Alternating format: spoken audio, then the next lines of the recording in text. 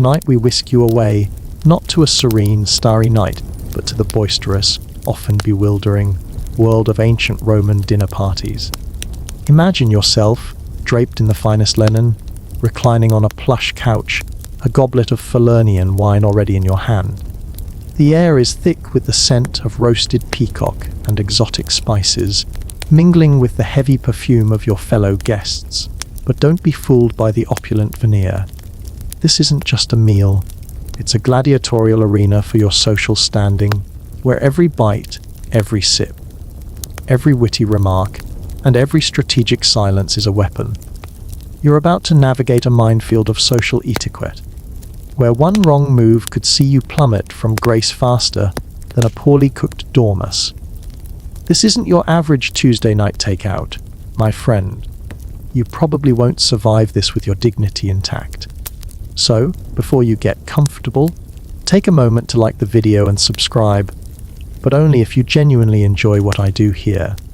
And hey, let me know in the comments where you're listening from and what time it is for you right now. Now dim the lights. Maybe turn on a fan for that soft background hum, and let's ease into tonight's journey together. You arrive at the grand villa, its torches flickering against the deepening twilight, casting long, dancing shadows across the polished marble.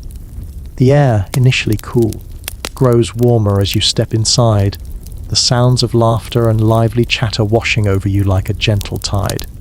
A discreet servant, perhaps a freedman with a knowing glint in his eye, takes your sandals, replacing them with soft felt slippers. This is your first subtle cue. Comfort is paramount, but so is order. You're guided through a bustling atrium, past a central impluvium where rainwater once collected, now perhaps adorned with a small gurgling fountain. The scent of roses and myrtle, freshly cut, mingles with the more assertive aromas emanating from the triclinium, the dining room itself. You can almost taste the anticipation in the air. This isn't just about food, it's about performance.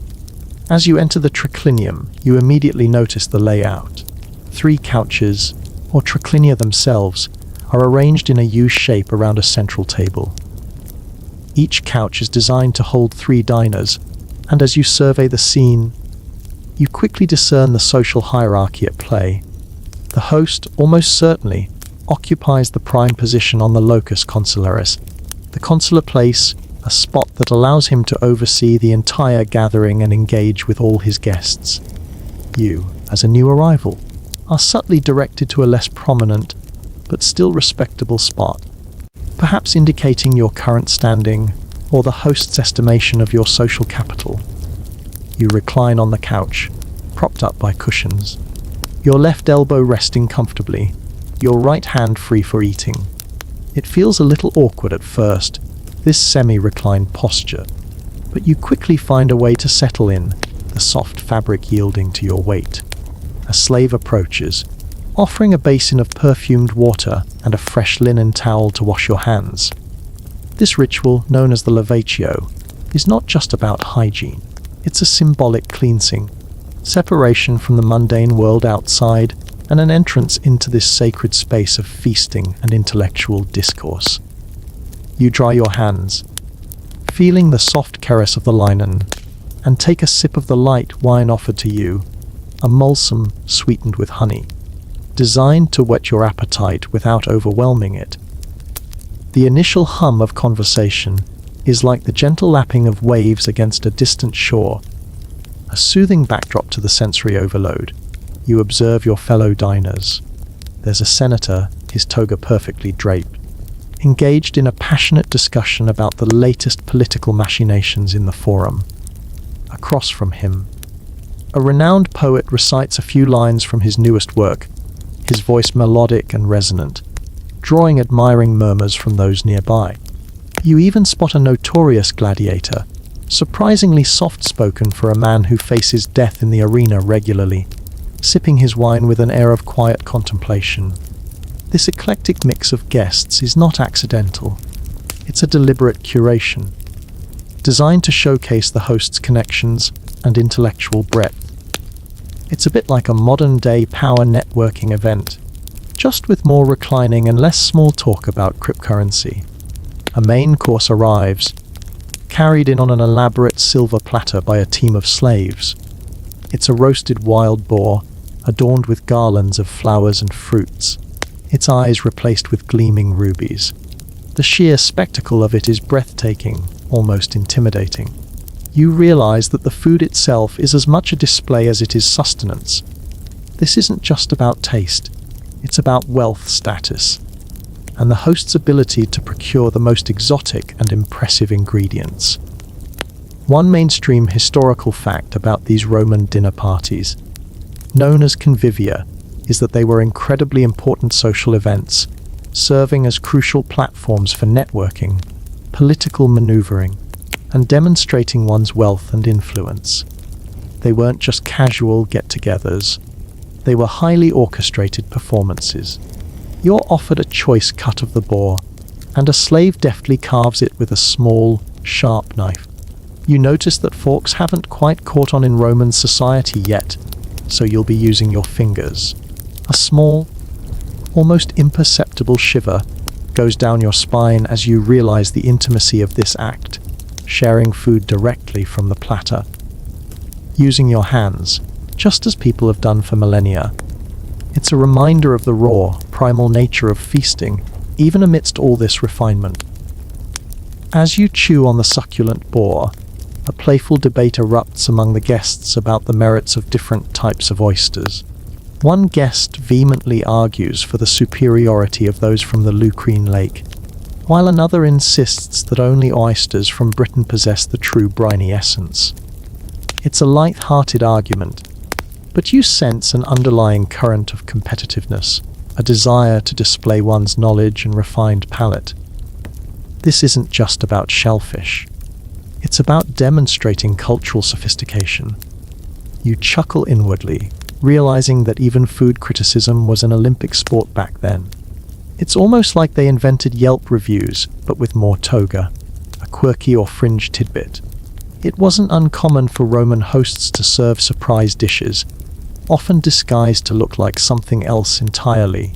One famous example is a dish called porcellus troianus, or Trojan pig, which was a roasted pig stuffed with various small birds and sausages, made to resemble the Trojan horse. Imagine cutting into what you think is a simple pork roast and finding a flock of tiny, cooked birds inside. It was a playful, albeit slightly unsettling, way for the host to showcase their culinary ingenuity and entertain their guests. You try to engage in the conversation, offering a witty remark about the quality of the wine. A few polite chuckles ripple around your couch, and you feel a small sense of accomplishment. Every interaction, every word, is a test, a subtle dance of social maneuvering. You notice a flicker of something in the eyes of a rival guest, a man known for his sharp tongue and even sharper ambition. He smiles, but it doesn't quite reach his eyes. You sense the game is afoot. Historians still argue whether the extreme lavishness of some Roman dinner parties, particularly in the later imperial period, was a genuine reflection of cultural values or a symptom of underlying social anxiety and insecurity among the elite.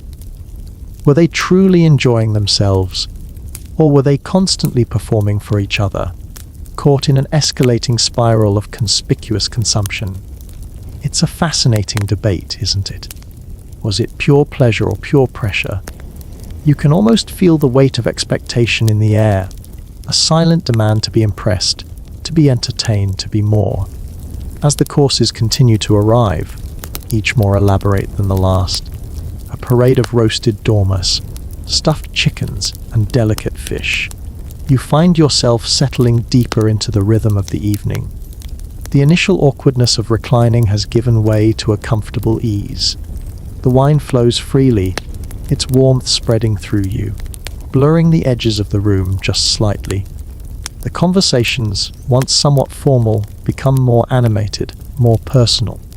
You hear whispers of scandalous affairs, hushed discussions about political conspiracies, and boisterous laughter over bawdy jokes. It's a rich tapestry of human experience, playing out before your very eyes. You feel a gentle lull begin to settle over the gathering, as the initial excitement of arrival gives way to the comfortable satiety of a good meal and engaging company. The flickering torchlight seems to soften, casting a warm, sleepy glow on the faces around you. You feel yourself drifting just a little, the sounds of the party becoming a soothing hum. The air, now heavier with the scent of roasted meats and sweet pastries, begins to take on a more relaxed quality. The initial flurry of greetings and introductions has subsided, replaced by a steady drone of conversation that ebbs and flows like the tides. You've noticed that while the food is undeniably central, it's often just a backdrop for the real main event, the social theatre. Your host, a man of considerable influence and even more considerable ego, leans back on his couch, a satisfied smile playing on his lips as he listens to a particularly fawning compliment from a guest seated nearby. It's a delicate balance, you realize, between appearing humble and overtly basking in praise. The Romans, masters of subtlety in some areas, were quite direct in their appreciation for flattery. You can almost see the invisible scoreboard ticking up in the host's mind. The second-day mense, or second course, has begun, bringing with it an array of desserts. Plates of honeyed pastries, fresh figs, dates, and nuts are circulated. You reach for a plump fig, its sweetness a welcome contrast to the savory richness of the earlier dishes. It's during this phase of the meal that the serious drinking often commences. While wine was served throughout the dinner, it was typically mixed with water, sometimes heavily so, to prevent guests from becoming too intoxicated too quickly. Now, however, the mixtures grow stronger, the water-to-wine ratio shifting decisively in favor of Bacchus. You watch as a slave pours a deep red wine into your cup, the fragrance of grapes and earth rising to meet you. You take a cautious sip, feeling its robust warmth spread through your chest. You overhear a group discussing a recent chariot race, their voices animated with excitement. One man, clearly a passionate fan, describes the final lap with such vivid detail that you can almost hear the thunder of hooves and the roar of the crowd. This shared enthusiasm for public spectacle is a powerful bonding agent in Roman society.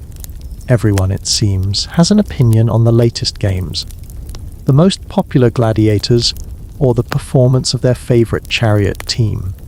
It's the ancient equivalent of debating sports statistics, but with much higher stakes and more blood. You almost feel the urge to join in, but you hold back, assessing the dynamic of the conversation. A mainstream historical fact is that Roman dinner parties often featured entertainment beyond just conversation. Musicians, dancers, poets, and even acrobats might be hired to perform for the guests, adding another layer of spectacle and enjoyment to the evening. Imagine trying to have a serious political discussion while a lyre player strums a catchy tune in the background and a dancer gracefully spins across the floor. It certainly would have made for a lively atmosphere, if a bit distracting for those who preferred their debates unadorned. As the evening progresses, the competitive spirit becomes more apparent, not just in witty exchanges, but in subtle displays of wealth and erudition. One guest casually mentions his latest acquisition of a rare Greek manuscript, a subtle flex of both his financial resources and his intellectual pursuits. Another recounts a recent philosophical discussion he had with a famous Stoic, dropping Latin and Greek phrases with effortless ease. You notice how others subtly shift their posture, their gazes, absorbing this information, perhaps mentally cataloging it for future use. It's like a silent auction of social capital, where every boast is a bid. You remember an anecdote you heard about a particularly ostentatious Roman host who had lived fish swimming in a small, decorative pool in the center of his dining table, to be caught and cooked fresh for his guests. A quirky or fringe tidbit like this highlights the lengths to which some Romans would go to impress. Imagine the sheer logistical nightmare of keeping live fish healthy and happy in your dining room, just for the sake of a grand gesture? It certainly makes your average backyard barbecue look rather quaint by comparison. You can't help but wonder if any of those fish ever made a daring escape and ended up flopping on someone's toga. The conversation turns to literature, specifically the works of Virgil. A lively debate ensues about the true meaning of a particularly obscure passage in the Aeneid. One guest, a self-proclaimed expert, expounds at length on his interpretation, his voice growing louder with each sip of wine. Another, clearly annoyed by the first man's pomposity, interjects with a counter-argument, citing a different scholarly commentary. It's an intellectual sparring match, and you can almost feel the tension in the air as they volley arguments back and forth. You stifle a yawn, realizing that even academic discussions can be surprisingly combative. It's like watching a really intense game of historical Jeopardy, but without the soothing voice of the host. One light joke that comes to mind: a Roman walks into a bar and orders a martini. The bartender asks, olive or twist? The Roman replies, neither, just give me the whole tree! Another, why did the Roman chef get fired? Because he couldn't Caesar the day. And finally, what do you call a Roman who's afraid of heights? Claustrophobic? Historians still argue about the true extent of the gastronomic excesses depicted in some Roman texts, like those of Petronius Satyricon, which describes feasts of almost unbelievable extravagance. Were these satirical exaggerations meant to critique the decadence of the elite, or were they more accurate portrayals of genuine historical events? It's a debate that touches upon the reliability of ancient sources and the nature of Roman society itself. You can't help but wonder if they really ate flamingos' tongues, or if that was just a tall tale told around the campfire. As the evening draws on, the laughter becomes more frequent, the voices a little louder, and the movements of the guests a little less constrained. You notice a few individuals have already succumbed to the wine, their heads lolling gently on their cushions, a soft snore occasionally escaping their lips. This, too, seems to be an acceptable part of the Roman dinner party experience, a sign of true enjoyment, perhaps, or simply a lack of self-control. You feel a gentle warmth spreading through your limbs, a comfortable lassitude that makes the world around you seem a little softer, a little less demanding. The competitive edge of the early evening has dulled, replaced by a more communal sense of shared enjoyment. You close your eyes for a moment, letting the gentle murmur of voices and the distant strumming of a lyre wash over you. It's a pleasant, soothing sound, drawing you deeper into a state of contented relaxation. The air now carries the faint, sweet scent of lingering incense, perhaps frankincense or myrrh, purposefully lit to mask the heavier aromas of the feast. You notice the slaves moving with a practiced ease, silently clearing away empty platters and refilling goblets, their movements almost ghost-like in their efficiency. The soft glow of oil lamps, meticulously trimmed, casts a warm, inviting light throughout the triclinium, creating a sense of intimate comfort despite the number of guests. The conversations have shifted from the grand and formal to the more personal and anecdotal, a sign that the wine has worked its magic. Loosening tongues and lowering inhibitions, you find yourself drawn into a conversation with the poet you noticed earlier. He speaks passionately about the beauty of the Latin language, the way it can be molded and shaped to express the most profound human emotions. He recites a few more lines, his voice soft and melodic, and you feel a strange sense of peace washing over you as his words paint vivid images in your mind. This is the unexpected beauty of these gatherings. You realize the opportunity to engage with minds that might otherwise remain inaccessible, to share moments of genuine connection amidst the social maneuvering.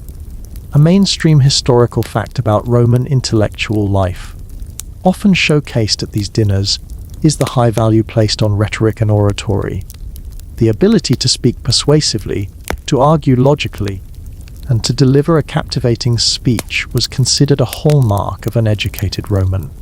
Dinners often included opportunities for guests to deliver extemporaneous speeches or recite poetry, turning the feast into a kind of salon for intellectual performance. You can almost feel the mental gears turning as guests mentally prepare their witty rejoinders and profound insights. The conversation shifts to the latest gossip from the imperial court, a topic that seems to ignite a particular spark in the eyes of many. Whispers about Emperor Nero's latest artistic endeavor, his rumored love affairs, and the increasingly volatile political climate are exchanged in hushed tones, punctuated by knowing glances and wry smiles. It's a fascinating glimpse into the lives of the most powerful people in the world, filtered through the lens of rumor and speculation. You realize that even in ancient Rome, celebrity gossip was a highly prized commodity. It's like reading the Roman equivalent of a tabloid, but in person a quirky or fringe tidbit.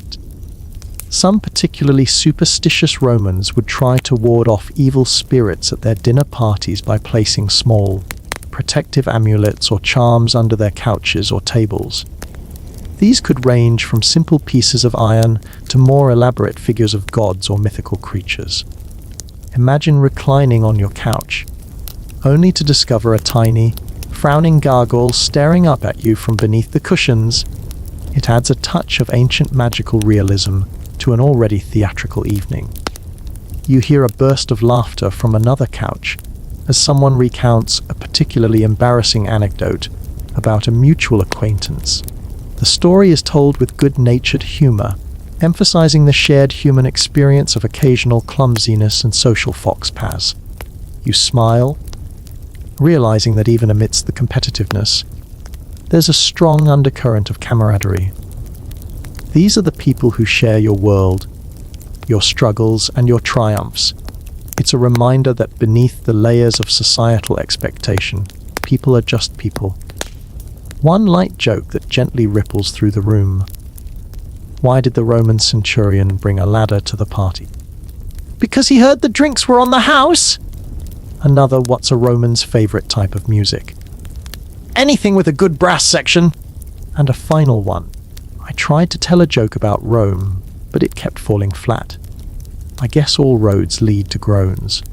The poet, now a little more relaxed from the wine, begins to speak about his struggles with writer's block, a universal plight for creative minds throughout history. You find yourself nodding in understanding, realizing that even the most celebrated figures of their time faced the same human challenges as everyone else. It's a moment of unexpected vulnerability, a crack in the carefully constructed facade of social grace. This openness, you sense, is a rare and precious gift, reserved for the later hours of a successful convivium. Historians still argue about the precise role of women in Roman dinner parties. While nobler women were certainly present, and often hosted their own gatherings, the extent to which they participated in the more intellectual or political discussions varied greatly depending on the period, the social circle, and the individual woman's status. Were they active participants in the debates, or were they primarily there as decorative companions? It's a question that sheds light on the complex gender dynamics of ancient Roman society. You observe the women present, noting their subtle interactions, their expressions, and their engagement in the conversations, trying to discern for yourself the nuances of their roles. As the hours drift by, the strictures of the early evening seem to melt away. The competitive edge has softened into a gentle hum of shared enjoyment. You lean back further on your couch, feeling the soft cushions yield beneath you.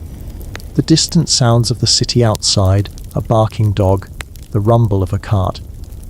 The faint call of a night watchman blend with the hushed murmur of voices within the villa, creating a soothing soundscape. You feel completely at ease, embraced by the warmth of the room and the soft glow of the lamps. A peaceful drowsiness begins to creep into your limbs, a natural response to the rich food, the flowing wine, and the long hours of pleasant conversation. You let your eyelids grow heavy, your thoughts slowing, gently drifting. The air, now cooler as the night deepens, carries a faint, refreshing breeze through an open window, rustling the leaves of the olive trees in the courtyard outside. The rhythmic chirping of cicadas provides a natural, calming soundtrack to the ongoing festivities. While the energy of the party has softened, a comfortable hum of conversation persists, punctuated by occasional bursts of hushed laughter. The light from the oil lamps has mellowed, casting long, serene shadows that stretch across the mosaic floor. You find yourself in a state of tranquil contentment, the earlier social anxieties replaced by a profound sense of ease. A new round of wine is served, this time a lighter, sweeter vintage, perfectly suited for the late hour. You sip it slowly, savoring the delicate fruit notes, feeling its gentle warmth spread through you. The host, perhaps sensing the shift in the mood, has encouraged a more relaxed atmosphere, moving from formal debates to more personal anecdotes and light-hearted stories. You notice how the faces around you, once composed and attentive, have relaxed into expressions of genuine amusement and quiet contemplation. It's as if a collective sigh of relief has swept through the room. You overhear a fascinating discussion about Roman baths. One guest, a grizzled old soldier, recounts his experiences at the baths of Caracolla, describing the sheer scale and luxury of the complex, the steaming pools, the vibrant crowds, the athletic exercises. He talks about how the baths weren't just for hygiene, but were central hubs for social interaction, business dealings, and even philosophical discussions. It's a mainstream historical fact that Roman baths were incredibly sophisticated and vital institutions, often featuring libraries, gymnasiums, and gardens, serving as true centers of community life. You realize how much of Roman daily life revolved around public spaces and shared experiences. The conversation naturally shifts to the peculiar customs people observed at the baths, a quirky or fringe tidbit. Some Romans believed that if you brought a small, dried fish with you into the cold plunge pool, it would ward off evil spirits and bring good luck. Imagine people splashing around with little dried fish dangling from their necks. It certainly adds a touch of the bizarre to an otherwise mundane activity like bathing. You can almost see the tiny fish amulets bobbing in the water. You find yourself reminiscing about a journey you once took along the Appian Way, recounting the vast stretches of ancient paving stones and the solemn beauty of the tombs lining the route. Your fellow guests listen attentively, occasionally interjecting with their own travel experiences or observations about the grandeur of Roman engineering. It's a moment of shared human connection, traversing time and space through collective memory. One light joke to lighten the mood. Why did the Roman general refuse to fight a battle on an empty stomach? Because he wanted to make sure he had the guts to do it. Another. What's a Roman's favorite type of cereal? Checks and balance. And finally, I tried to organize a gladiator-themed party. But it was just a lot of armed people trying to get their point across. The poet you spoke with earlier now recites a short, poignant elegy about the fleeting nature of time and beauty, his voice hushed and melancholic. The words hang in the air, creating a moment of quiet introspection among the guests. You feel a gentle wave of emotion wash over you, a profound appreciation for the human capacity to find beauty and meaning in both joy and sorrow. It's a reminder that even in the midst of lavishness, there is always room for deeper reflection. Historians still argue about the true purpose and efficacy of Roman divination practices, such as augury interpreting the flight of birds or haruspicy examining the entrails of sacrificed animals. Were these genuinely held religious beliefs, or were they primarily tools for political manipulation and social control? It's a debate that delves into the complex relationship between religion, politics, and power in the ancient world. You wonder if any of the guests present secretly consult an augur before making important decisions, or if it's all just a convenient show. As the evening settles into its final phase, you notice the host beginning to wind down the proceedings. Servants discreetly offer small, delicate cups of warm water, perhaps infused with herbs, to cleanse the palate and signal the approaching end of the feast. You feel a soft, pleasant weariness settling deep into your bones, a comfortable fatigue born of good company, good food, and good conversation. The sounds of the party, once vibrant and bustling, have softened to a gentle murmur, a sleepy lullaby. You feel the cushions beneath you become even more inviting, and your eyelids grow heavy, content to simply listen to the quiet breathing of the room. The flickering lamp light seems to dance slower now, mirroring the slow, peaceful rhythm of your own heart. A deep sense of calm washes over you, ushering in a quiet, dreamlike state. The air in the triclinium has grown still, carrying only the faintest whispers of conversation and the soft crackle of the oil lamps as they near the end of their fuel.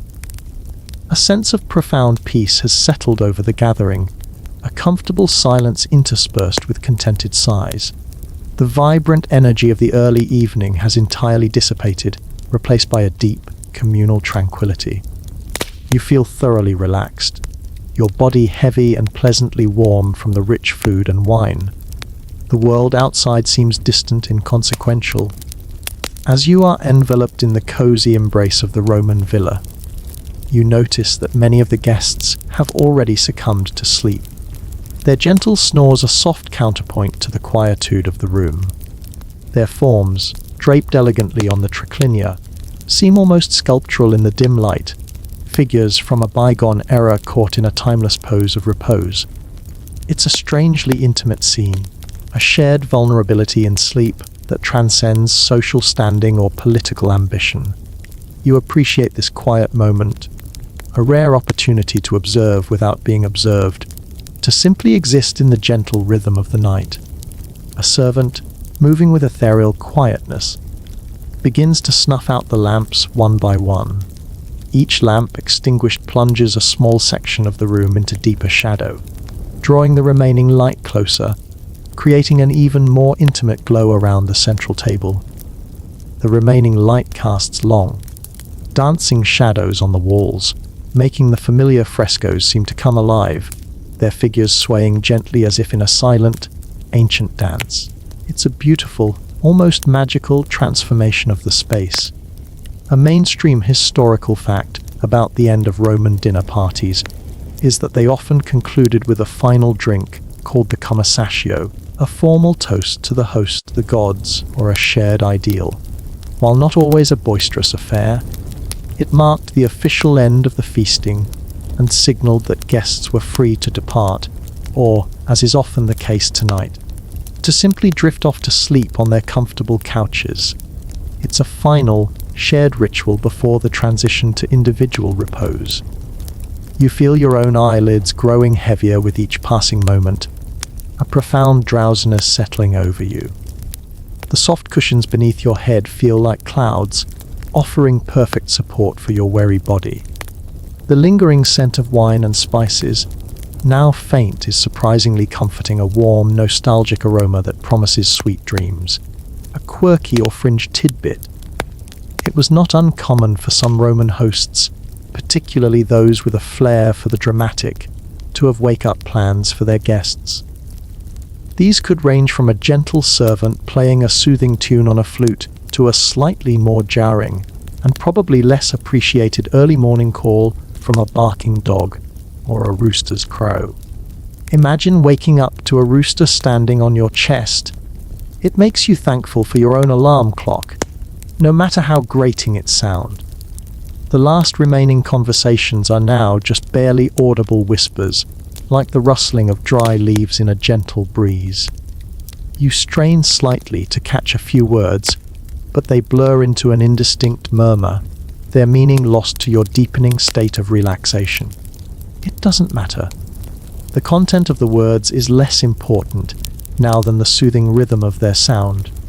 One light joke that floats into your half-asleep mind: why don't Romans play hide and seek? because good luck hiding when you're always wearing a toga. Another, what's a Roman's favorite type of exercise? Anything that involves reclining.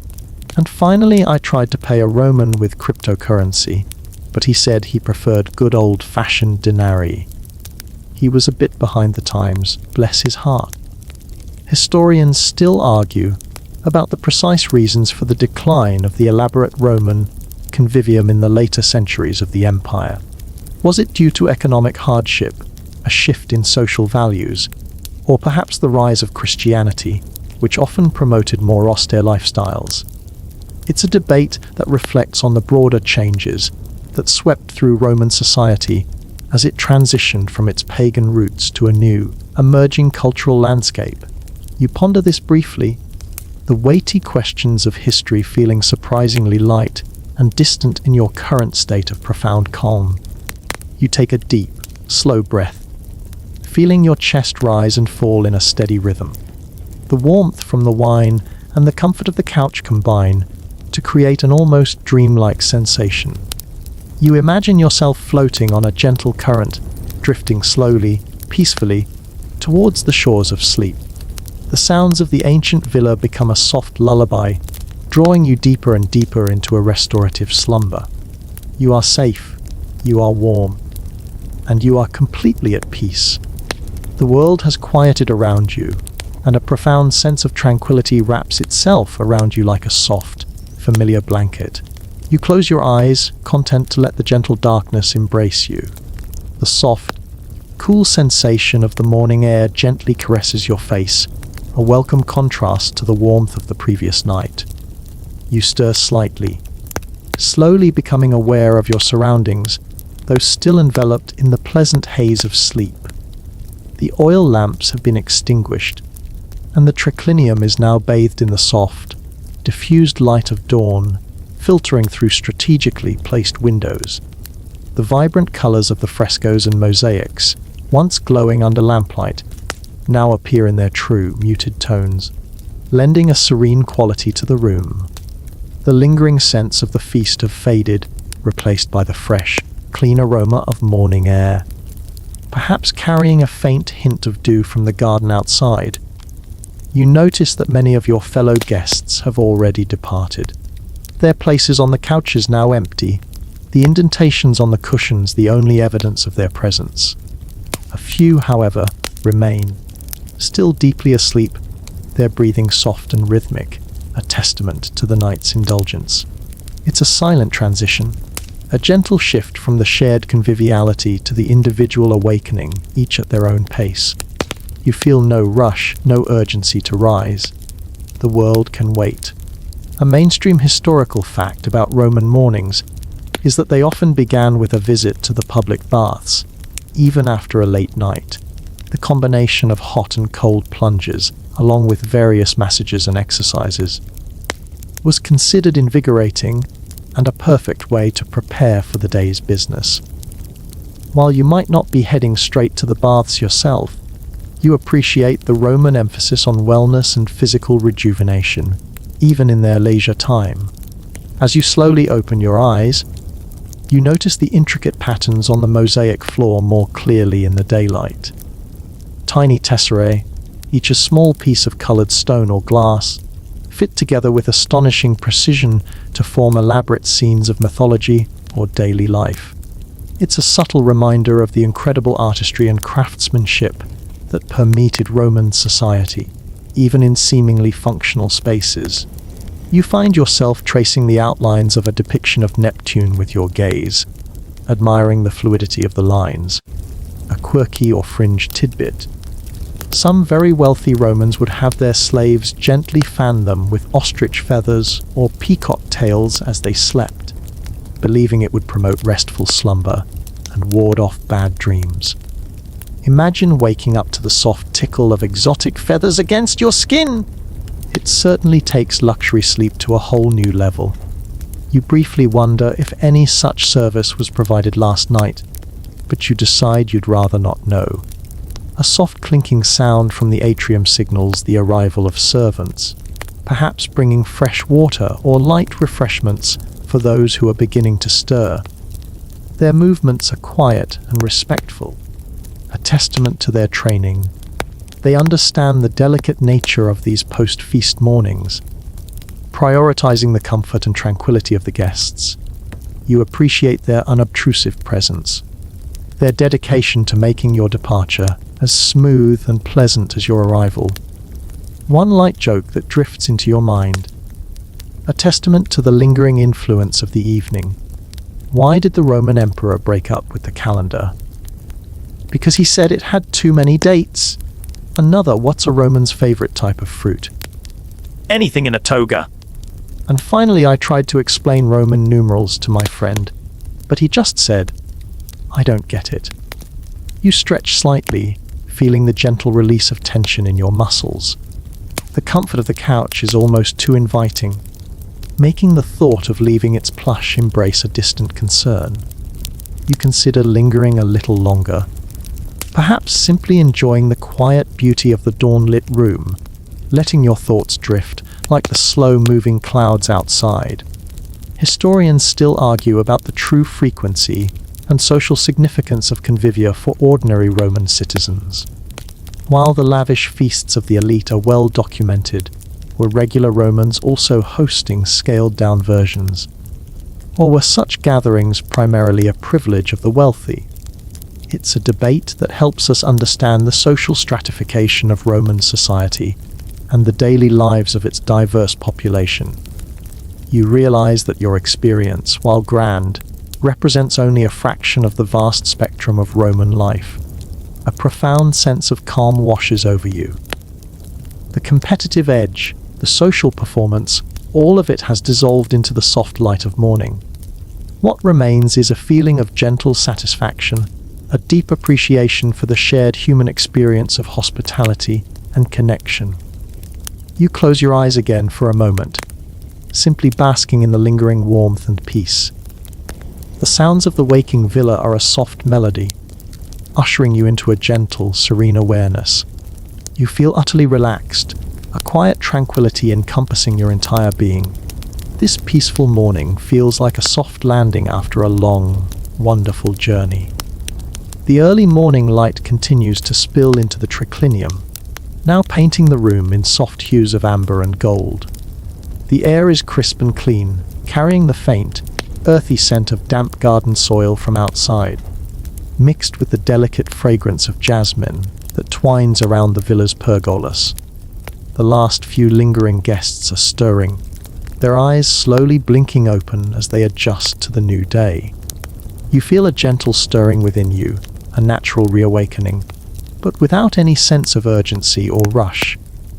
The world outside the villa can wait, at least for a little while longer. You notice the intricate details of the frescoes on the walls, their mythological scenes now clearly visible in the soft daylight. Heroes and gods, nymphs and satyrs, frolic and feast across the plaster, a silent audience to last night's earthly revelry. Their expressions seem almost knowing, as if they've witnessed countless such gatherings over the centuries.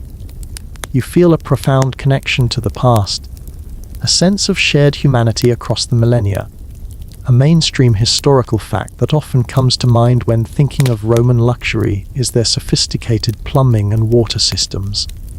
Roman villas, especially those of the wealthy, often had running water, heated floors, hypocausts, and even private baths, showcasing an astonishing level of engineering and comfort that wouldn't be seen again for centuries.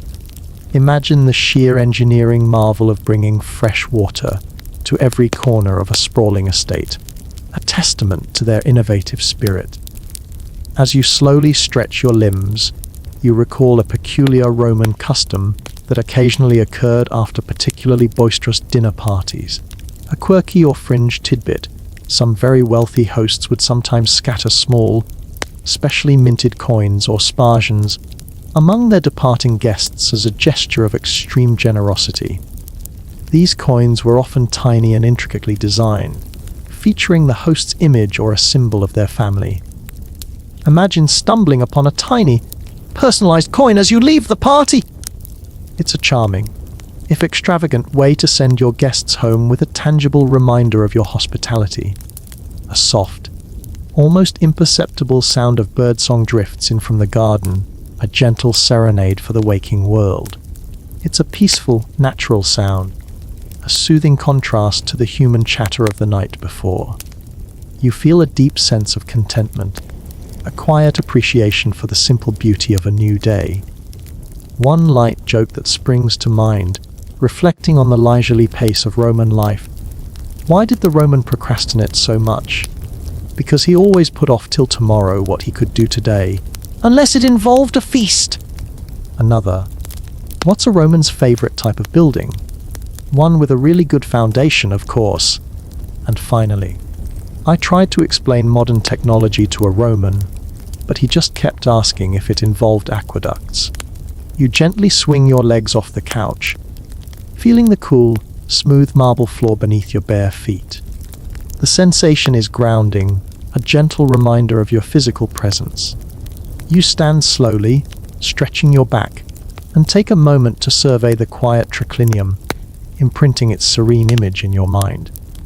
The remnants of the feast are being discreetly cleared away by silent servants, leaving behind only the polished surfaces and the echoes of laughter. Historians still argue about the true extent to which Roman dinner parties served as genuine forums for intellectual exchange versus mere opportunities for social climbing and display. While prominent thinkers like Cicero certainly used convivia for philosophical discussions, were these moments common for all guests? Or were they primarily reserved for the most elite circles? It's a debate that delves into the intellectual life of Rome and how knowledge and ideas were disseminated. You wonder how many profound insights were truly shared amidst all the boisterousness and political maneuvering. The lingering warmth from the night before, combined with the gentle coolness of the morning, creates a perfect equilibrium. You feel refreshed, restored, and entirely at peace. The world outside may be waiting, with its demands and its duties, but for this brief, tranquil moment, you are suspended in a state of quiet grace. The soft light, the gentle sounds, and the profound sense of history that permeates the villa all conspire to create an atmosphere of profound serenity. You take a final, deep breath, letting the calmness of the Roman dawn wash over you, preparing you for whatever the day may bring, but only when you are truly ready. As the morning light strengthens, casting clearer lines across the mosaic floor, you notice the subtle artistic details embedded within the villa's structure. The way the frescoes meet the ceiling, the delicate carvings on the archways, the carefully chosen hues of the marble columns, every element speaks of a profound appreciation for beauty and craftsmanship. This isn't just a house, it's a living museum, each surface telling a silent story of Roman aesthetic values. You realize that even the most competitive aspects of Roman life were often cloaked in an undeniable elegance. A mainstream historical fact regarding Roman villas is their often self-sufficient nature. Wealthy villas were not just residences, but often sprawling agricultural estates, complete with vineyards, olive groves, and various workshops. They were microcosms of Roman economic life, designed to produce much of what their inhabitants consumed, from wine and oil to textiles and pottery. Imagine living in a place where your dinner party ingredients could be harvested just steps from your dining room. The quiet sounds of the villa slowly awaken around you. The gentle creak of a door opening in the distance, the soft rustle of a servant's tunic, the almost imperceptible hum of daily life beginning anew. It's a symphony of quiet activity, respectful of those still enjoying their morning repose. You appreciate this thoughtfulness, this unhurried pace that seems to define the Roman morning. A quirky or fringe tidbit: some Roman villas had elaborate water organs or hydraulis, powered by flowing water, which could play music for the entertainment of the household.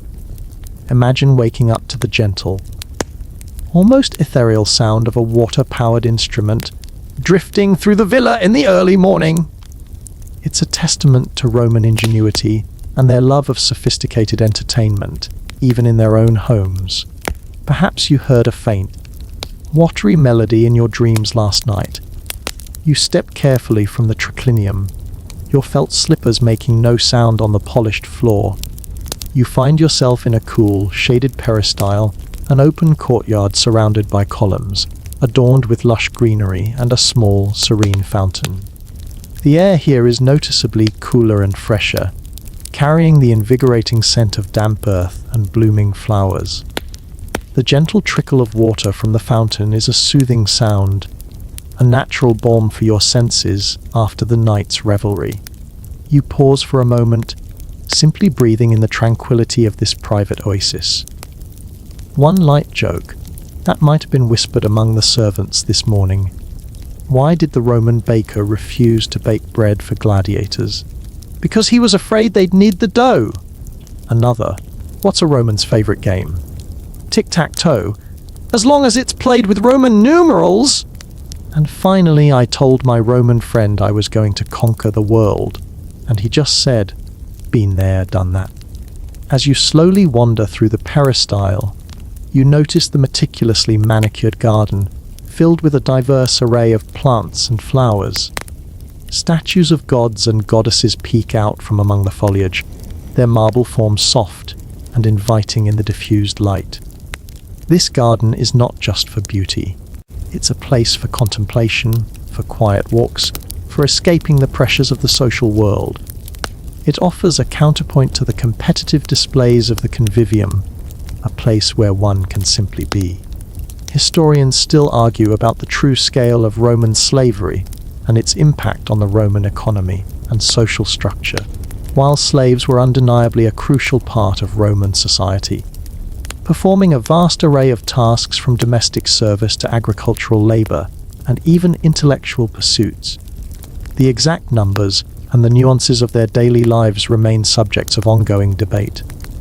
You reflect on the silent, efficient presence of the slaves throughout the night, their lives interwoven with the lavishness of their masters, a complex and often troubling aspect of Roman history. A deep sense of peace continues to settle over you, a gentle quietude that permeates your very being. The sounds of the ancient villa, now more distinct in the brightening light, are soft and calming. You feel completely at ease, your mind clear and unburdened. The comfortable silence of the morning, broken only by the gentle sounds of nature and quiet human activity, is a profound comfort. You feel a deep relaxation, a complete letting go of all the day's worries, as you slowly, peacefully, begin to embrace the gentle quietude. The feeling of utter tranquility is like a soft, warm embrace. The sun, now higher in the sky, begins to cast warmer, more direct light into the peristyle, illuminating dust motes dancing in the air like tiny golden fairies. The scent of blooming roses, heavy and sweet, drifts on the gentle breeze, mingling with the fresh scent of stone warmed by the sun. You find a comfortable marble bench nestled beneath a climbing vine, its leaves providing a dappled shade, and you settle down, content to simply observe the tranquil beauty of the garden. This moment of quiet contemplation feels like a precious gift, a chance to simply exist in the peaceful ambience of ancient Rome. You notice a small, brightly colored lizard dart across the warm flagstones, pausing for a moment to bask in a patch of sunlight before disappearing into the foliage.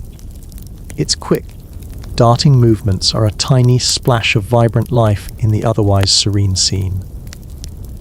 It's a reminder that even in the grandest of human creations, nature finds a way to thrive, quietly asserting its presence.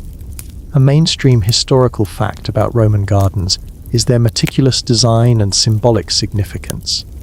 They were often arranged with a strong sense of order and symmetry, reflecting Roman ideals of balance and harmony. They weren't just decorative. They were often seen as extensions of the living space, providing a place for quiet reflection, philosophical discussions, and even the cultivation of medicinal herbs. You appreciate the thought and artistry that went into creating such a peaceful and purposeful space. As you sit, you recall a curious practice associated with Roman gardens. A quirky or fringe tidbit some wealthy Romans would have small, ornate sundials crafted to resemble miniature human figures or animals, believing that these whimsical designs would not only tell time, but also bring good fortune to the household. Imagine checking the time on a sundial shaped like a sleeping lion or a tiny, Gesturing philosopher. It adds a touch of playful charm to the practical science of timekeeping. The gentle murmur of the fountain continues its soothing rhythm, a constant, comforting presence. You watch as sunlight glints off the water, creating sparkling patterns on the surrounding columns. The sounds of the waking villa are now a little more distinct, the distant clatter of pottery from the kitchens, the faint voices of servants discussing their morning tasks, but they remain soft and unobtrusive, blending seamlessly into the background. One light joke that might have been told by a Roman gardener: why did the Roman garden lose the competition? Because it kept going to seed. Another: what's a Roman's favorite type of flower? Anything that smells good and doesn't get trampled by a legion. And finally, I tried to grow a Roman garden, but all I ended up with was a bunch of concrete statues and a very confused watering can. You close your eyes for a moment, letting the warmth of the sun soak into your skin, feeling the gentle breeze caress your face. You take a deep breath, inhaling the sweet scent of the roses, and feel a profound sense of tranquility. All the demands of the day, all the thoughts of the past night's social intricacies, simply melt away, leaving only this moment of pure, unadulterated peace. Historians still argue about the true influence of Greek aesthetics on Roman garden design. While Roman gardens clearly incorporated elements from Greek models, they also developed their own distinct characteristics, often emphasizing practical utility alongside beauty. Was it a direct imitation, a creative adaptation, or an independent evolution? It's a debate that highlights the complex cultural exchanges that shaped Roman civilization. You can see echoes of both traditions in the beauty around you. The stillness of the garden, broken only by the natural sounds of life, is incredibly soothing. You feel a deep relaxation settling over your entire being, a quiet contentment that makes you want to linger here indefinitely. The soft warmth of the sun, the gentle rustle of leaves, the distant trickle of water all conspire to draw you deeper into a state of profound serenity. Your mind quiets, your thoughts slow, and you feel yourself drifting, peacefully, into a deep and restorative calm. The feeling of utter peace is like a gentle, warm wave washing over you. Though the sun, now higher and brighter, dapples the courtyard with an intricate tapestry of light and shadow, highlighting the vibrant greens of the foliage. The air has a pleasant warmth, hinting at the approaching Roman summer day, yet remains fresh and invigorating. You still find yourself utterly at ease on the marble bench, observing the subtle dance of light and shadow, feeling completely connected to this ancient space. The competitive edge of the previous evening feels like a distant dream, replaced by a profound sense of harmonious balance. You notice a small, intricately carved birdbath in the center of the garden, its basin filled with clear, still water. A tiny bird, perhaps a sparrow, hops tentatively to its edge, dips its beak into the water, and then takes flight, its quick movements a fleeting moment of grace. It's a simple, natural scene, yet profoundly beautiful in its quiet simplicity, a reminder of the ever-present beauty of the natural world, even within human-made grandeur. A mainstream historical fact is that Roman villas often had specific areas dedicated to growing herbs and medicinal plants. These horti medicamenti were not just functional, but also contributed to the overall aesthetic and olfactory pleasure of the garden. The Romans had an extensive knowledge of herbal remedies, and used plants for everything from curing ailments to enhancing the flavor of their food. You can almost imagine the faint scent of mint or rosemary drifting from one of these dedicated plots. As you breathe in the subtle fragrances of the garden, you recall a particularly whimsical Roman gardening habit, a quirky or fringe tidbit. Some very enthusiastic Roman gardeners would create elaborate topiary, shaping bushes and trees into the forms of animals, mythological creatures, or even human figures. Imagine wandering through a garden and suddenly encountering a life-size topiary lion or a bushy centaur. It's a testament to their playful creativity and their desire to impose order and artistry even on nature itself. You can almost see a leafy Pegasus taking flight in the corner of your eye. The steady murmur of the fountain continues its soothing rhythm, a constant comforting presence. It's a sound that seems to have transcended time, connecting you to every Roman who has ever sat in a garden and listened to the gentle flow of water. The sounds of the villa are a little more active now, the distant voices of children playing, the rhythmic thud of a pestle in a mortar from the kitchen, but they remain soft and indistinct, merely adding to the general sense of life unfolding. One light joke that might have been told by a Roman landscaper. Why did the Roman garden statue break up with the fountain? Because it felt like their relationship was just going with the flow. Another. What's a Roman's favorite plant? Anything that grows where the sun shines, especially if it can be turned into wine. And finally, I tried to plant a Roman garden, but my shovel kept hitting ancient pottery. It was a real archaeological dig. You lean back against the cool marble of the bench, feeling the pleasant warmth of the sun on your face and arms. A feeling of utter peace washes over you, a quiet contentment that settles deep within your soul. There are no demands here, no expectations, no performances. Only the gentle beauty of the garden, the soft sounds of the villa, and the profound sense of calm that surrounds you. Historians still argue about the precise role of villa culture in the broader Roman society. Was it primarily a retreat for the elite, a way to escape the hustle and bustle of city life, or did it play a more active economic and social role, serving as centers of agricultural production and regional influence? It's a debate that delves into the complex relationship between urban and rural life in the Roman world. You realize that this peaceful garden, while a haven for you, was also part of a much larger, intricate system. The tranquility of the morning is a balm to your spirit. You feel completely at ease, your mind clear, your body relaxed. The soft light, the gentle warmth, the harmonious sounds all conspire to draw you deeper into a state of profound serenity.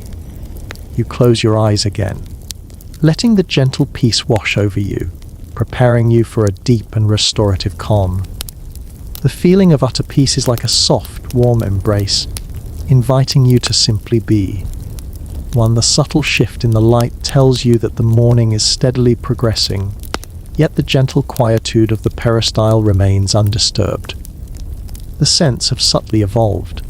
The dewy freshness of dawn has given way to the warmer, richer aromas of sun-warmed earth and the deepening fragrance of blooming flowers.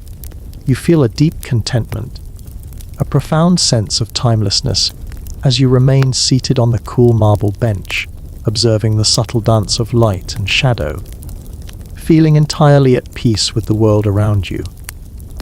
You notice the delicate vining in the marble columns surrounding the courtyard, each one a unique pattern of natural artistry.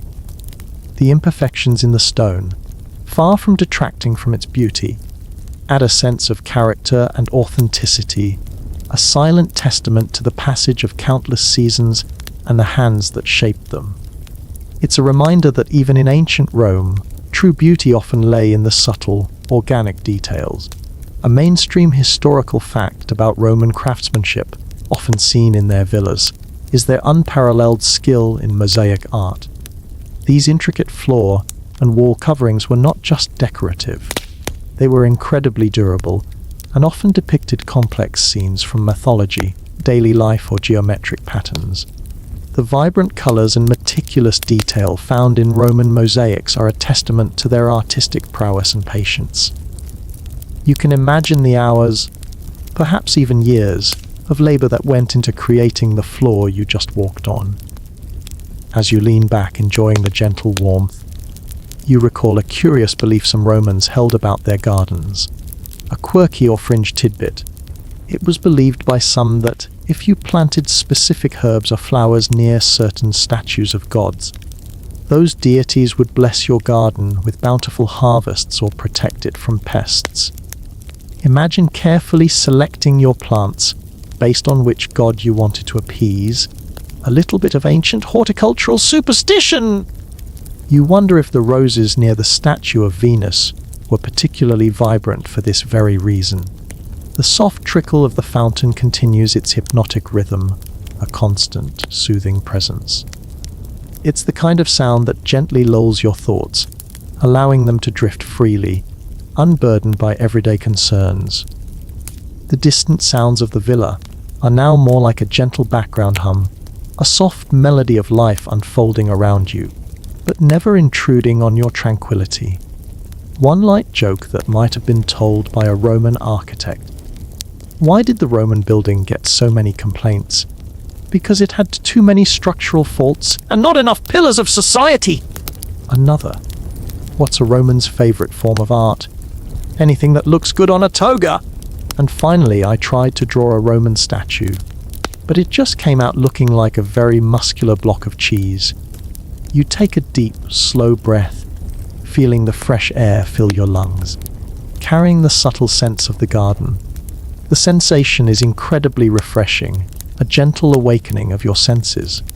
You feel a profound sense of gratitude for this moment of quiet beauty, this unexpected sanctuary in the heart of the ancient world. Historians still argue about the true symbolism and meaning behind the various decorative elements found in Roman villas, from the specific mythological scenes chosen for frescoes to the placement of particular statues in gardens. Were these simply aesthetic choices, or did they convey deeper messages about the owner's values, aspirations, or political affiliations? It's a debate that delves into the rich symbolic language of Roman art and architecture. You ponder the silent stories the villa might be trying to tell you. The quietude of the garden wraps around you like a soft, familiar cloak. You feel utterly at peace, your mind clear, your body relaxed. The gentle warmth, the soft sounds, the sense of timeless beauty, all conspire to draw you deeper into a state of profound serenity. You close your eyes again, letting the gentle peace wash over you, preparing you for a deep and restorative calm. The feeling of utter peace is like a soft, warm embrace, inviting you to simply be, a gentle invitation to dream. The sun now rides higher in the sky, casting long, slender shadows that stretch across the peristyle, indicating that mid-morning is approaching. The air is warm and still, carrying the heavy, intoxicating scent of sun-drenched cypress and the sweet fragrance of late-blooming roses. You remain settled on the cool marble bench, enveloped in a profound sense of tranquility, the gentle warmth seeping into your skin, creating a delicious sense of ease. The vibrant, competitive energy of the Roman dinner party feels like a distant memory, replaced by this deep, abiding calm. You notice a delicate butterfly, its wings a kaleidoscope of colors fluttering gracefully among the flowering bushes. It dances from blossom to blossom, a fleeting moment of natural beauty and effortless movement. Its presence adds a touch of ephemeral magic to the serene garden, a reminder of the subtle wonders that unfold around you if you only take the time to observe. A mainstream historical fact about Roman daily life, even in grand villas, is the presence of household gods, or lares and penates. These were often small statuettes or shrines, placed throughout the house, believed to protect the family and the household's prosperity. It was common to offer small prayers or offerings to them, reinforcing the deep-seated religiosity that permeated all aspects of Roman life. You can almost feel the quiet reverence in the air, a respectful acknowledgement of unseen presences. As you gaze at the tranquil scene, you recall a curious belief some Romans held about dreams. A quirky or fringe tidbit. It was thought that certain dreams, particularly those experienced while sleeping in a sacred place or after consuming certain herbs, could be prophetic. Dream interpreters, or somniari, were often consulted to decipher these enigmatic nocturnal messages. Imagine telling your Roman host about a strange dream you had at their villa, only for them to immediately send for a professional interpreter. It adds a fascinating layer of mystical intrigue to their sleep patterns. The gentle murmur of the fountain, a constant, rhythmic pulse, continues to soothe your senses. It's a sound that has accompanied countless generations of Romans, a comforting continuity throughout the ages. The distant sounds of the villa have now quieted again, perhaps due to the heat of the day, encouraging a period of rest for the servants. This renewed quietude deepens the sense of peace that envelops you. One light joke that might have been told by a Roman philosopher. Why did the Roman emperor become a gardener? Because he wanted to cultivate his empire from the ground up. Another. What's a Roman's favorite type of puzzle? A Roman numeral Sudoku, of course! And finally, I tried to teach a Roman to use a smartphone, but he just kept trying to scroll using a stylus made of a laurel branch. You close your eyes once more, letting the gentle warmth of the sun permeate your eyelids, creating a soft, reddish glow. You take a deep, slow breath, feeling your chest rise and fall in a steady, calming rhythm. All thoughts of the outside world, all demands and expectations, simply melt away, leaving only the profound peace of this moment. Historians still argue about the true daily routines of wealthy Romans. While we have accounts of their elaborate dinners and public lives, the specifics of their private leisure, their hobbies, and their moments of quiet contemplation are less well documented. Were these moments of serene relaxation truly common, or were they rare respites from a demanding social calendar? It's a debate that highlights the challenges of reconstructing the intimate details of ancient lives. You feel grateful for this quiet interlude, whatever its historical frequency. The utter stillness of the garden, broken only by the gentle sounds of nature and your own quiet breathing, is deeply restorative. You feel completely at ease, your mind clear, your body relaxed.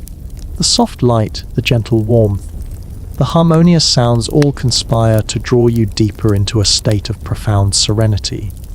You are floating on a wave of pure calm, drifting slowly, peacefully, into a deep and restorative slumber. The feeling of utter peace is like a soft, warm embrace, inviting you to simply be, to let go and to rest. The sun has climbed even higher now, its golden rays casting a warm, enveloping glow over the peristyle. Yet the air remains pleasantly mild, softened by the shade of the surrounding columns and the dense foliage. The scent of sun-warmed stone mixes with the increasingly rich aroma of the garden, a symphony of earth and blossoms. You remain nestled on the cool marble bench, a sense of timeless tranquility washing over you, dissolving any lingering traces of the night's social performance. Here in this peaceful haven, the world outside feels infinitely distant. You notice a delicate spider web, intricately spun between two leaves, shimmering with tiny dew drops that catch the sunlight like miniature diamonds. A small, industrious spider scurries across its silken threads, a testament to the persistent rhythm of life, even in the most serene of settings. Its quiet diligence is a gentle reminder of the subtle wonders that unfold around you. A mainstream historical fact about Roman architecture is their innovative use of concrete, which allowed them to construct massive, durable structures like the Pantheon and vast aqueducts. This revolutionary building material, combined with their mastery of arches and vaults, transformed the urban landscape and allowed for impressive feats of engineering, creating spaces like this villa that could stand for centuries. You appreciate the silent strength of the columns around you, a testament to enduring Roman ingenuity. As you lean back, basking in the tranquil warmth, You recall a peculiar Roman superstition associated with specific types of plants, a quirky or fringe tidbit.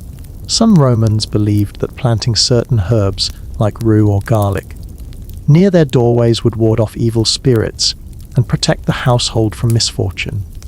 Imagine a grand Roman villa, but with tiny clumps of garlic strategically placed by the entrance. A curious blend of grandeur and folk magic. It adds a surprising layer of everyday belief to their sophisticated world. The gentle trickle of the fountain continues its soft, rhythmic song, a constant, soothing presence that washes over your senses. The sounds of the villa have faded further, almost entirely absorbed by the pervasive quiet of the afternoon. It's a profound silence, broken only by the occasional rustle of leaves or the distant buzz of a bee. This deep quietude amplifies the sense of peace that surrounds you. One light joke that might have been exchanged by Roman construction workers. Why did the Roman architect bring a compass to the party? Because he wanted to make sure everything was perfectly circular. Another. What's a Roman's favorite material for building? Anything that can be poured into a mold And last for 1,000 years. And finally, I tried to explain Roman plumbing to my neighbor, but he just kept saying, "Where are the lead pipes?" You close your eyes once more, letting the golden warmth of the sun seep into your very bones. Feeling a deep, pervasive sense of relaxation, you take a slow, deliberate breath and feel your body soften, releasing any lingering tension. All thoughts of time, all sense of urgency, simply dissolve into the quiet expanse of the present moment. Historians still argue about the true purpose and extent of Roman leisure activities. While we have accounts of their public games and spectacles, the quieter, more contemplative aspects of their lives, like reading, writing, or simply enjoying their gardens, are sometimes debated. Were these moments of serene relaxation a widespread cultural ideal, or primarily reserved for the most privileged few? It's a debate that helps us understand the nuances of Roman daily life and the pursuit of happiness in the ancient world. You feel fortunate to be experiencing such a peaceful interlude. The utter tranquility of the garden is a balm to your spirit. You feel completely at ease, your mind clear, your body profoundly relaxed. The gentle light, the pervasive warmth, the subtle sounds all conspire to draw you deeper into a state of profound serenity. You are floating on a wave of pure calm, drifting slowly, peacefully into a deep and restorative slumber. The feeling of utter peace is like a soft, warm embrace, inviting you to simply be, to let go, and to rest completely. For the afternoon sun, though high, has begun its gentle descent, painting the western sky with subtle hints of orange and rose. The air in the peristyle is now infused with a languid warmth. The scent of sun-baked earth, mingling with the heady perfume of night-blooming jasmine, beginning to unfurl its delicate petals. You remain comfortably settled on the marble bench, a deep sense of peaceful contentment enveloping you, feeling utterly at one with this ancient and serene setting. The memory of the vibrant Roman dinner party feels like a beautiful, vivid dream. Far removed from the quiet reality of this moment, you observe the subtle play of shadows lengthening across the courtyard, painting intricate patterns that slowly shift and stretch as the sun continues its journey. The movement is so gradual, so gentle, that it feels almost imperceptible, a quiet dance of light and darkness unfolding around you. It's a visual metaphor for the gentle passage of time, an unhurried, natural rhythm that invites calm reflection. A mainstream historical fact about Roman daily life is the significance of the afternoon siesta, or meridiatio, especially in the warmer months. Romans would often retreat from the heat of the midday sun for a period of rest, a practice that highlights their understanding of natural rhythms and their prioritization of comfort and well-being. You can almost feel the collective quietude that would descend upon the city during these hours, a peaceful pause in the bustling day. As you lean back, eyes half closed, You recall a curious Roman practice related to their afternoon repose. A quirky or fringe tidbit. Some very wealthy Romans would have their slaves gently rock their couches or hammocks to induce deeper sleep during their siesta. Imagine a Roman noble gently swaying in a finely woven hammock, perhaps shaded by a large fig tree, being rocked by a devoted servant. It's a fascinating glimpse into the lengths they would go to ensure optimal rest and relaxation. You can almost feel the gentle, rhythmic sway. The continuous, soft trickle of the fountain is now the most prominent sound, its rhythmic cadence a soothing balm to your senses. It's a sound of pure tranquility, a constant reminder of the life-giving presence of water, a precious commodity in the Roman world. The distant sounds of the villa have faded almost entirely, leaving only the gentle chorus of chirping cicadas from the garden, a natural lullaby. One light joke that might have been told by a Roman comedian after a long siesta. Why did the Roman senator take a nap at the Forum? Because he heard the debates were really putting people to sleep. Another, what's a Roman's favorite afternoon activity? Reclining, thinking about reclining, and then reclining some more.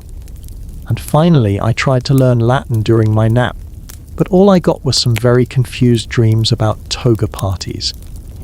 You take another deep, slow breath, feeling the warm, still air fill your lungs, carrying the subtle, sweet scent of the garden. The sensation is incredibly comforting, a profound sense of inner peace settling over you. All thoughts of the past or future simply dissolve, leaving only the profound stillness of this present moment.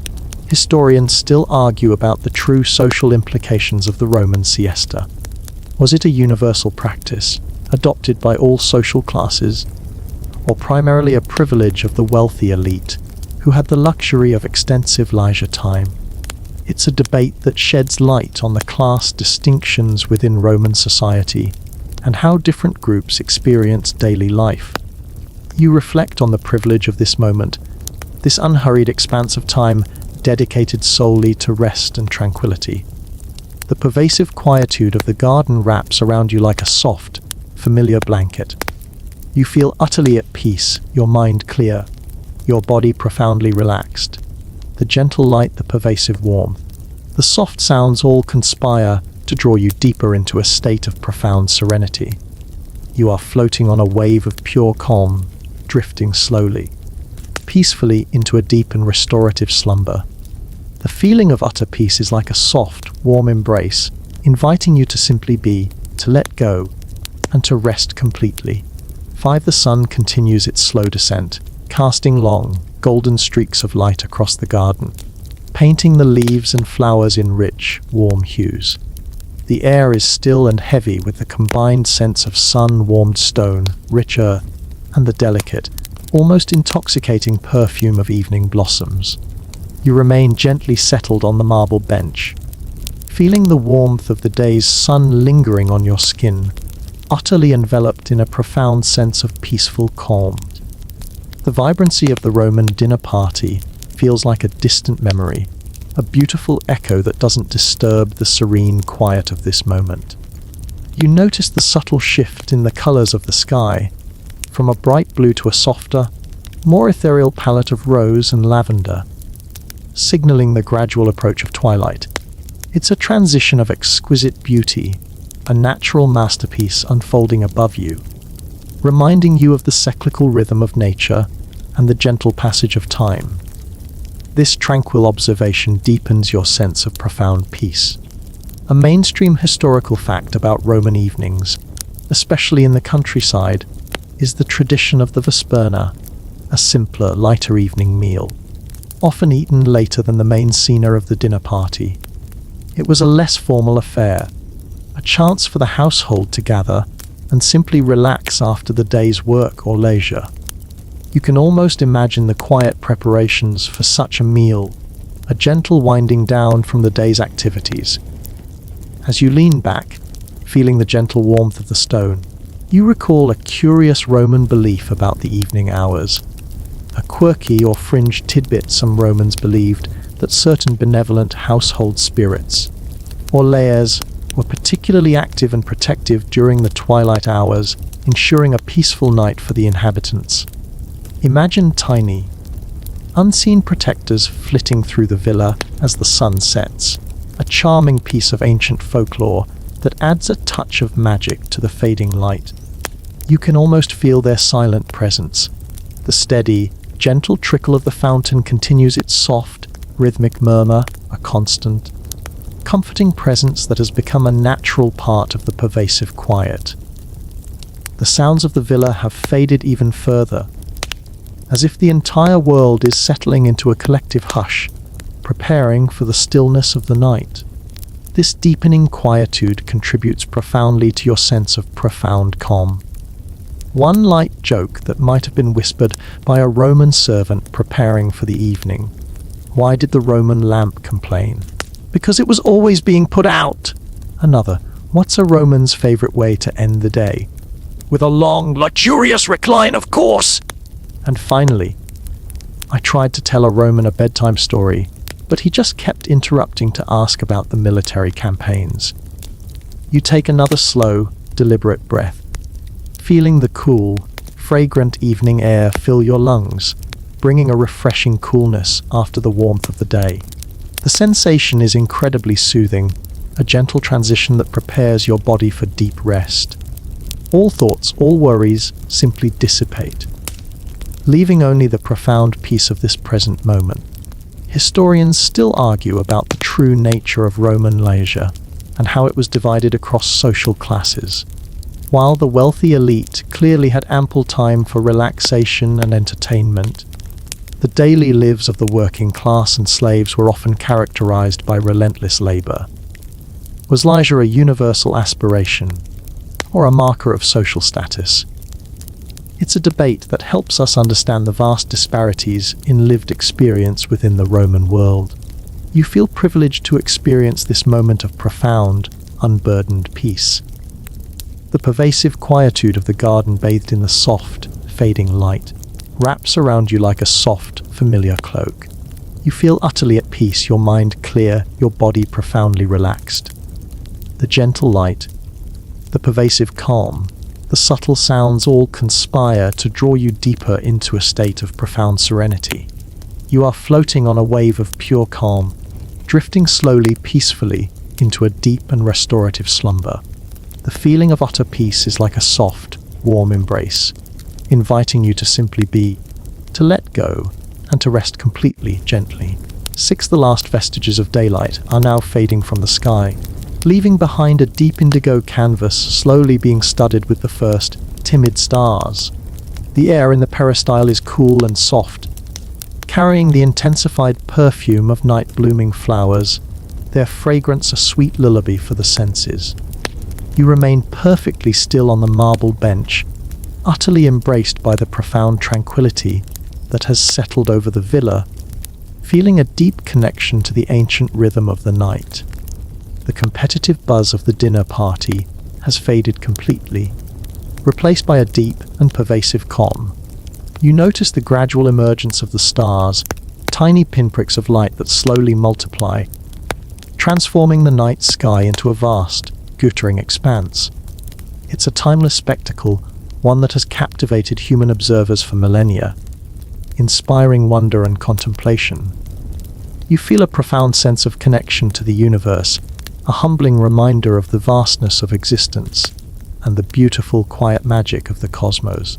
A mainstream historical fact about Roman astronomy is their practical application of celestial observation for navigation, agriculture, and timekeeping.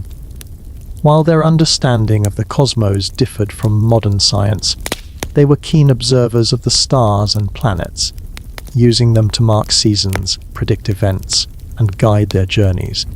You can almost imagine a Roman sailor looking up at this very sky, charting his course across the Mediterranean. As you lean back, gazing at the emerging constellations, you recall a curious Roman belief about the power of the moon. A quirky or fringe tidbit. Some Romans believed that sleeping directly under the moonlight, especially during a full moon, could bring about strange dreams or even cause temporary madness. a phenomenon sometimes referred to as lunacy. Imagine someone carefully positioning their bed to avoid the direct rays of the moon. Just in case! It's a fascinating glimpse into their superstitious side, a blend of scientific observation and ancient folklore. The gentle, continuous trickle of the fountain is now the most prominent sound. Its rhythmic cadence a soothing, almost hypnotic accompaniment to the deepening night. All other sounds from the villa have completely faded, as if the entire world has fallen silent, respecting the sacred stillness of the evening. This profound quietude creates an unparalleled sense of peace and relaxation. One light joke that might have been told by a Roman stargazer. Why did the Roman astronomer get kicked out of the party? Because he kept talking about falling stars! Another. What's a Roman's favorite celestial body? The sun, because it means more time for reclining. And finally, I tried to explain a black hole to a Roman, but he just said, "Is that where all the lost togas go?" You take a deep, slow breath, feeling the cool, fresh night air fill your lungs, carrying the delicate, sweet scent of the garden. The sensation is incredibly refreshing, a gentle caress that eases you further into a state of profound calm. All thoughts, all worries simply dissipate, leaving only the tranquil beauty of this present moment. Historians still argue about the true extent of Roman philosophical engagement with the cosmos and their understanding of the universe. While some Roman thinkers like Seneca wrote extensively on natural philosophy and astronomy, were these ideas widely disseminated, or primarily confined to intellectual elites? It's a debate that delves into the intellectual currents of Roman society and how knowledge was shared and understood. You feel a quiet kinship with those ancient minds who, like you, gazed up at these same stars and pondered their mysteries. The pervasive quietude of the garden, now bathed in the soft, ethereal glow of starlight, wraps around you like a soft, familiar cloak. You feel utterly at peace, your mind clear, your body profoundly relaxed. The gentle light, the pervasive calm, the subtle sounds all conspire to draw you deeper into a state of profound serenity. You are floating on a wave of pure calm, drifting slowly, peacefully into a deep and restorative slumber. The feeling of utter peace is like a soft, warm embrace, inviting you to simply be, to let go, and to rest completely, gently, as the night embraces you. 7. The night has fully deepened, the sky above now a velvet expanse, dusted generously with countless, glittering stars that seem to twinkle with an ancient, knowing light. The air in the peristyle is cool and still, carrying only the faintest, sweetest whisper of night-blooming jasmine, a fragrance that feels like a gentle caress in the quiet darkness. You remain perfectly comfortable on the marble bench, a profound sense of tranquil solitude settling over you, feeling utterly absorbed into the serene embrace of the Roman night. The distant echoes of the dinner party are now completely gone, replaced by an overwhelming sense of peace. You notice the constellations, faint yet discernible, slowly traversing the vast celestial sphere. Orion, the mighty hunter, seems to stride purposefully across the heavens, his belt a shimmering line of stars. The Pleiades, a delicate cluster, sparkle like scattered diamonds. It's a timeless spectacle, one that has guided sailors, farmers, and philosophers for millennia, inspiring awe and profound introspection. You feel a deep connection to all those who have looked upon these same stars throughout history, a silent communion across time. A mainstream historical fact about Roman mythology, often reflected in their constellations, is the deep integration of gods, goddesses, and heroic narratives into their understanding of the natural world. Each star, each planetary movement, often had a story, a divine association that imbued the cosmos with meaning and wonder. You can almost hear the ancient tales being whispered by the silent stars above. As you gaze at the vastness above, you recall a curious Roman practice related to wishing upon stars, a quirky or fringe tidbit. Some Romans believed that if you spoke a wish aloud directly to a particularly bright or falling star, and kept that wish a secret, it had a greater chance of coming true. Imagine a Roman noble, perhaps after a particularly trying day, stepping out into their garden and whispering their deepest desires to a fleeting meteor. It adds a touch of innocent magic to their perception of the night sky. The gentle, continuous trickle of the fountain is now the sole persistent sound, its rhythmic cadence a soothing, almost hypnotic accompaniment to the profound stillness of the night. All other sounds have completely vanished, as if the world itself has fallen into a deep, respectful slumber.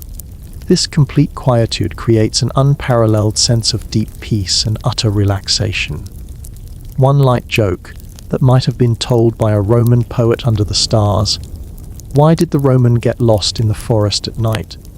Because he kept looking up at the stars and forgot to watch his step. Another what's a Roman's favorite thing to do on a clear night? Count the stars, but only if they're not too numerous. And finally, I tried to teach a Roman about light pollution, but he just said, "What's wrong with more lamps?" You take a deep, slow breath, feeling the cool, crisp night air fill your lungs, carrying the delicate, sweet scent of the garden. The sensation is incredibly refreshing, a gentle caress that eases you further into a state of profound calm. All thoughts, all worries, simply dissipate, leaving only the tranquil beauty and vastness of this present moment.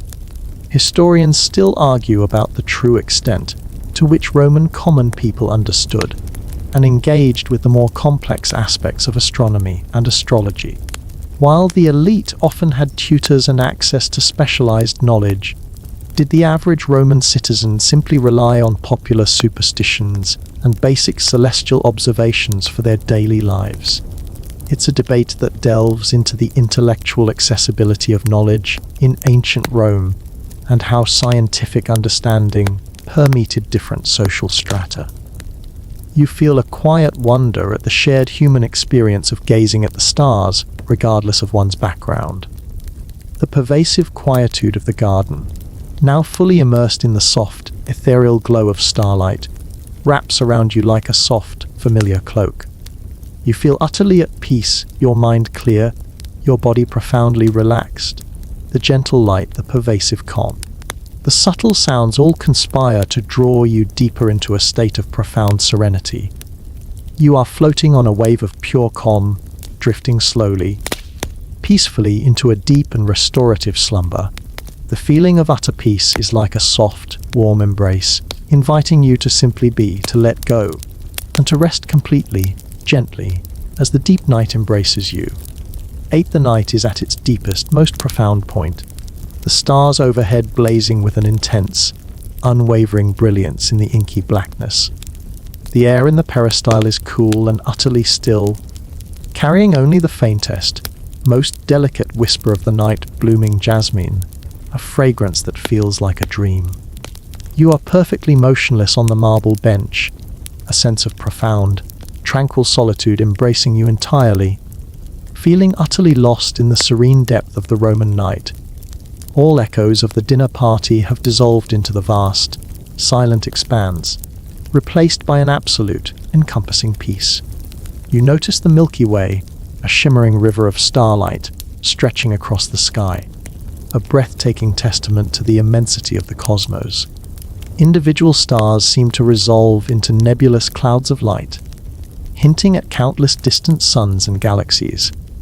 It's a truly humbling spectacle, one that has inspired poets and philosophers throughout time.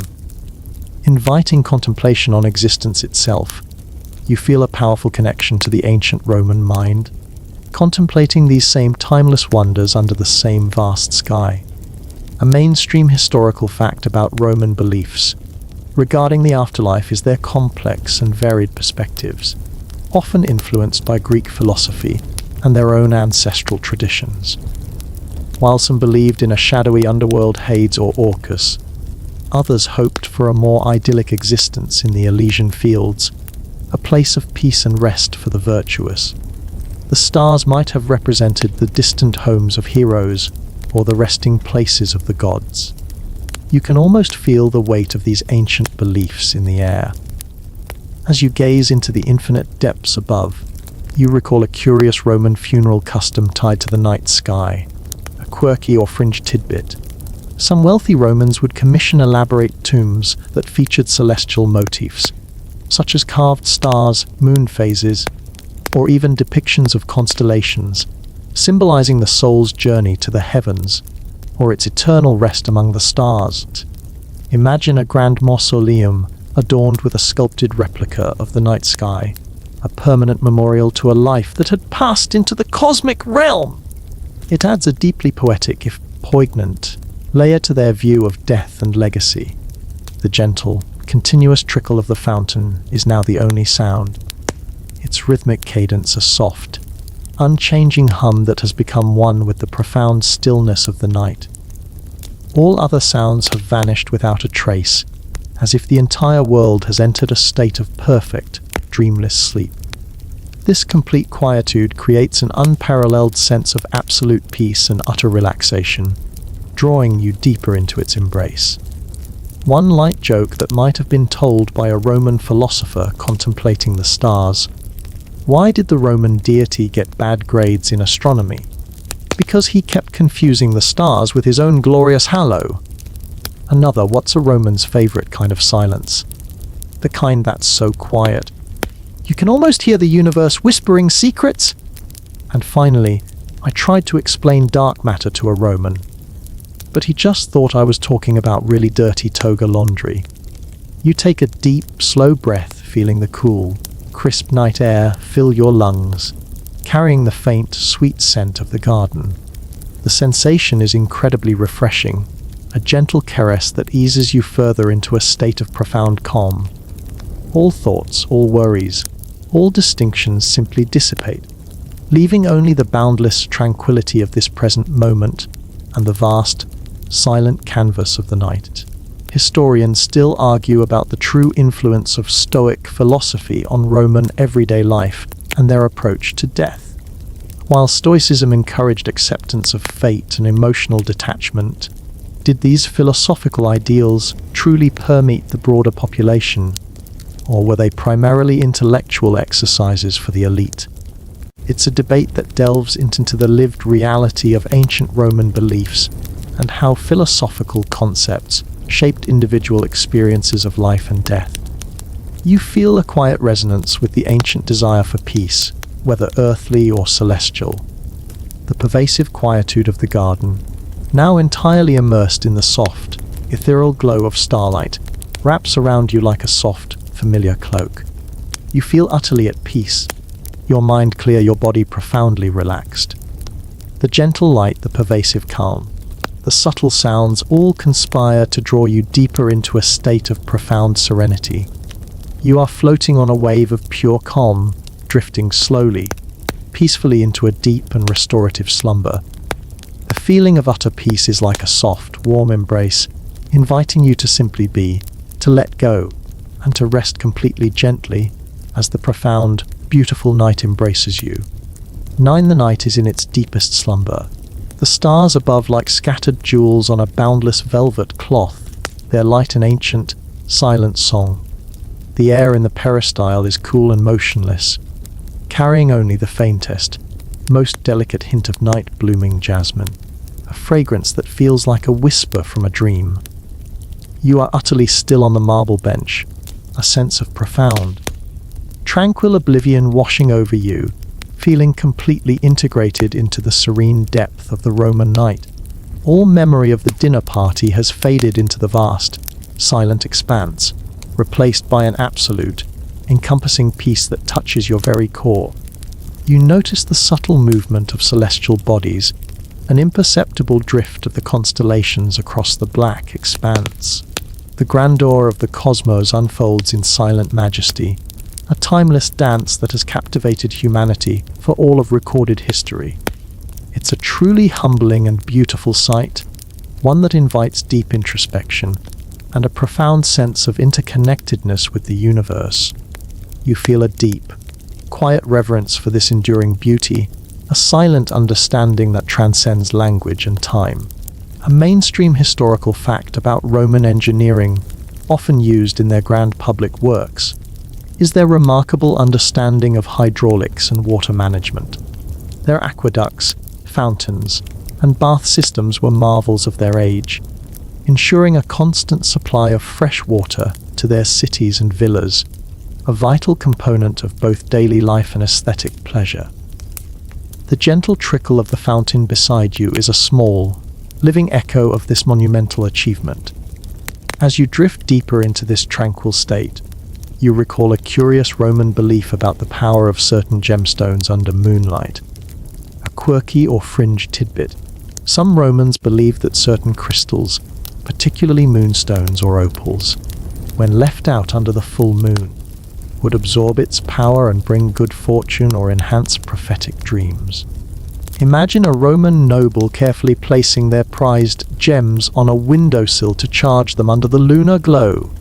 It adds a fascinating layer of ancient mysticism to their appreciation of precious stones.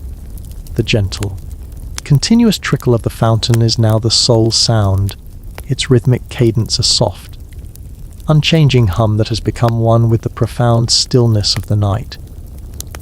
All other sounds have vanished without a trace, as if the entire world has entered a state of perfect, dreamless sleep, a profound quietude that embraces you completely. This complete quietude creates an unparalleled sense of absolute peace and utter relaxation, drawing you ever deeper into its embrace. One light joke that might have been told by a Roman architect who also dabbled in gemology. Why did the Roman choose marble for his villa? Because it had a good foundation and sparkled in the moonlight. Another, what's a Roman's favorite type of gem? Anything that shines as brightly as their empire, of course. And finally, I tried to explain astrophysics to a Roman, but he just said, "Is that where the gods live?" You take a deep, slow breath, feeling the cool, crisp night air fill your lungs, carrying the faint, sweet scent of the garden. The sensation is incredibly refreshing, a gentle caress that eases you further into a state of profound calm. All thoughts, all worries, all distinctions, all of the competitive spirit and social maneuvering of the dinner party simply dissipate, leaving only the boundless tranquility of this present moment and the vast, silent canvas of the night.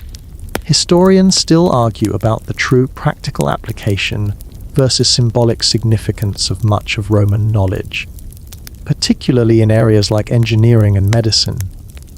While their practical achievements were immense, how much of their understanding was based on empirical observation versus inherited wisdom, or even superstition?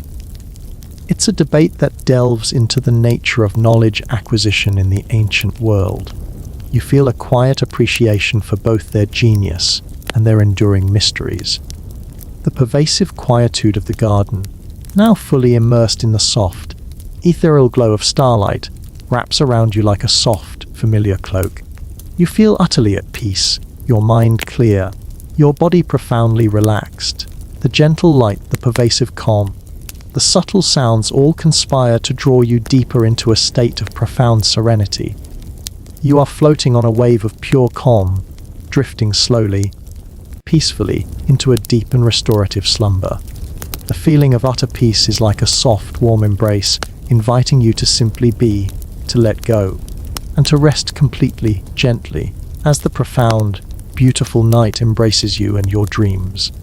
Though the deepest part of the night has fully settled, the stars above a breathtaking tapestry of glittering points, each one a distant sun, their light an ancient, silent testament to eternity. The air in the peristyle is cool, utterly still, and carries only the barest, sweetest whisper of the night-blooming jasmine, a fragrance that feels like a gentle breath from a world of dreams. You are completely motionless on the marble bench, a sense of profound, tranquil nothingness washing over you, feeling utterly absorbed into the serene, boundless depth of the Roman night. All memory of the dinner party, its competitiveness, its grand displays, has completely dissolved into the vast, silent expanse, replaced by an absolute, encompassing peace that transcends all thought. You observe the silent, majestic rotation of the celestial sphere, the slow, imperceptible dance of the constellations. It's a spectacle of unimaginable scale and beauty, one that has instilled awe and wonder in countless generations, connecting you to the very origins of human contemplation.